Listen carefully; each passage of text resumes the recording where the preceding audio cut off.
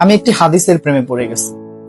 হাদিসটা হচ্ছে ঠিক এমন যে যখন বান্দা একটি ঘরে কান্না শুরু করে এবং তখন আল্লাহর ফেরেশতারা বলে যে আল্লাহ তোমার এই বান্দাটা কি জন্য কষ্ট পাচ্ছে, এবং ফেরেশতারা আল্লাহর কাছে কান্নাকাটি করে বলে যে তার মনের ব্যথাকে তুমি আল্লাহ কমিয়ে দাও। তখন আল্লাহ তাআলা বলেন যে আমার বান্দা এমন কোনো কিছুর মায়া পড়েছিল বা ভালোবেসেছিল যা আমার চাইতে সে বেশি ওই জিনিসটার প্রতি ভালোবেসে ফেলেছিল।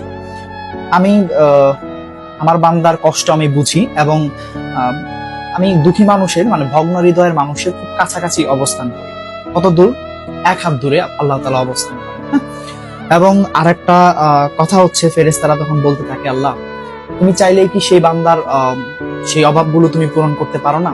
তখন আল্লাহ তাআলা বলেন যে আমি ওয়াদা করতেছি আমার বান্দা যে জিনিসটা তার জীবন থেকে হারিয়েছে তার চাইতে অধিক উত্তম জিনিস আমি তাকে দিব, যা দেখে পৃথিবীর মানুষ বিস্মিত হবে।